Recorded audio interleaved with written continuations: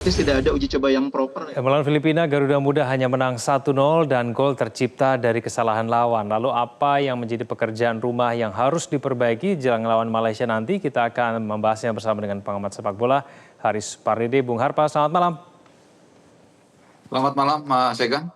Ya, Bung Harpa, kalau kita melihat pertandingan kemarin ketika melawan Filipina, apakah penyelesaian akhir menjadi pekerjaan utama yang harus dibenahi?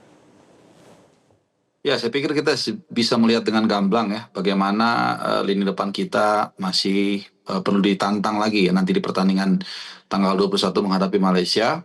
Kita punya dua prototipe pertandingan yang menjelaskan ya kondisi tim kita. Jadi saya setuju dengan senior saya tadi Bung Kusnaini ya yang tadi dikutip soal minimnya latihan atau friendly match sebelum laga ini ya. Jadi kita baru bisa mengukurnya sekarang dan kita bersyukur karena kita masih ada kesempatan untuk nanti menghadapi Malaysia. Kita kalah pun 1-0, asal 1-0 kita masih bisa lolos.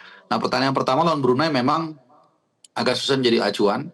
Ya, Brunei mungkin 2 level di bawah kita.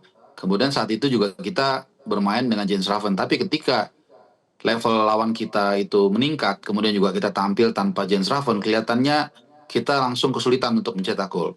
Memang ada beberapa peluang, tapi kalau kita lihat permainannya itu hanya 2 atau 3 benar-benar peluang emas. Sisanya itu peluang-peluang half chances dan ya benar dikatakan Vandenberg, beruntung kita ada satu gol bunuh diri dari Jaime Rosquilos yang salah mengantisipasi throw in dari Robbie Darwish. Tapi again menang tetap menang, kita harus mengapresiasi. Yang penting bagaimana nanti kita menghadapi Malaysia bisa fokus.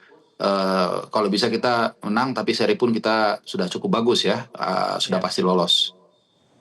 Bung Harpa, ada yang banyak yang bertanya ya, kenapa kemudian starting 11 kita diubah? Kenapa Jens Raven dan Ferrari tidak dimainkan sejak awal? Ini bertanda rotasi saja atau memang strategi atau bagaimana? Saya pikir rotasi ya, karena pertandingan ini cukup ketat. Setiap 3 hari main sekali, jadi tentunya stamina harus perlu dijaga. Dan terkait dengan Jens Raven, yang saya tahu terakhir dia masih habis mengalami kram, kurang fit. Saya yakin sekali menghadapi Filipina, seharusnya ya kalau memang dia fit, dia pasti dimainkan. Karena kita sudah berhitung Filipina ini bukanlah Filipina yang dulu. Mereka juga ada beberapa pemain naturalisasi yang patut kita antisipasi. Jadi kalau saya melihat kenapa Jens Raven dicadangkan, yaitu karena lebih kepada dia belum fit dan kemudian rotasi ini memang harus dilakukan karena tiap 3 hari dan masalahnya tantangannya adalah seperti apa rotasinya. Jadi jangan sampai terlalu tebal sampai akhirnya kita kedodoran. Jadi seperti yang saya katakan tadi ya, kita bersyukur sejauh ini tidak ada cedera dan sejauh ini juga kita berhasil mengumpulkan 6 poin dari 2 pertandingan. Apakah mungkin karena Gerald Vandenberg ini belum menemukan starting 11 yang terbaik begitu sehingga kemudian masih melakukan rotasi, Bung Harpa? Saya pikir seharusnya sudah ya, harusnya sudah. Dan kita bisa meraba kok kira-kira siapa aja, misalnya Donitri di kiri, kemudian dari Tony Firmansyah di tengah, Rehan Hanan juga cukup cemerlang, di belakang Kadek Arel, Kakang Rudianto ini juga cukup menjadi andalan, lalu Jens Raven di depan, Arkan Fikri juga sebagai gelandang, angkut air juga cukup bagus. Saya pikir kita sendiri juga bisa menebak lah tulang punggung dari tim nasional U23 ini seperti apa. Tapi yang itu yang saya katakan tadi, rotasi memang harus dilakukan. Apalagi kalau kita lihat pertandingan pertama lawan Brunei dengan tanpa sejumlah pemain utama pun kita bisa menang 6-0. Jadi saya pikir itu bagian dari strategi untuk menyimpan tenaga dan juga mengurangi potensi untuk cedera, sehingga mudah-mudahan kita bisa melangkah sejauh mungkin nanti sampai semifinal, final, dan mudah-mudahan juara. Baik.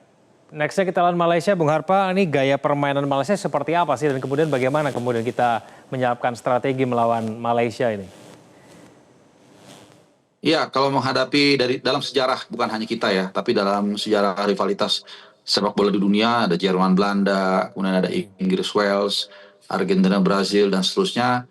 Biasanya kalau rivalitasnya cukup panas seperti Indonesia dan Malaysia, itu yang menentukan kadang-kadang bukan soal teknis, bukan soal stamina, bukan soal formasi dan lain-lain, tapi soal mindset dan mentality. Ya, kadang-kadang kayak dulu kita masih ingat ya, dengan Vietnam kita susah sekali menang ya, selain memang sekarang ditopang dengan pemain diaspora, tapi mereka tahu dulu kelemahan kita, selalu dipancing dengan pernyataan-pernyataan yang provokatif, kemudian pemain terpancing dan akhirnya rusak permainan. Nah ini yang saya pikir menjadi concern utama kalau menurut saya ya. Tentunya dengan pemain yang kita miliki, saya sih merasa kita lebih diunggulkan, kita lebih punya potensi untuk mengalahkan mereka. Kita juga main di Gelora Bung Karno, tapi kadang-kadang itu dia, kalau sampai aspek emosional kita disentuh, nah ini bisa mengganggu permainan. Ini yang mungkin saya pikir harus menjadi masukan juga kepada Vandenberg yang mungkin belum terlalu paham soal budaya dan juga rivalitas kita dengan Malaysia. Baik, kita akan tunggu nanti lawan Malaysia akan seperti apa. Bung Harpa, terima kasih sudah bergabung sama kami di Prime Time News. Selamat malam, Bung Harpa. Jelajahi cara baru mendapatkan informasi. Download Metro TV Extend sekarang.